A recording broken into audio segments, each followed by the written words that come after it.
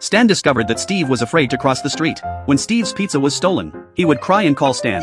Every morning Steve would exchange breakfast from his mother with a kiss. So Stan disguised himself as a bully. He beat Steve up badly. But when Francine asked Steve who the perpetrator was, Stan would threaten his own son. When Steve was riding his bicycle, Stan stole his bike. Steve decided to make peace with Stan, but it was useless. To find out who the bully was, Francine went to the principal. By watching the video footage, she learned that the bully was Stan. Stan immediately ran away. He used his shoe to block the door, so Francine jumped directly out of the window. Stan hurried home by car, but was immediately hit by Francine. She warned Stan not to bully their son, but Stan ignored Francine. So Francine planned to teach Steve martial arts, but Steve quickly disappointed Francine. She decided to give up on Steve as her son. Even when Steve disguised himself as an old lady, he would still be recognized by Stan and beaten up. Steve couldn't stand it anymore. He found Stan's childhood bully, and paid him to beat Stan up badly. Stan was powerless against the bully. He was even used as a human slide. Stan never dared to bully his son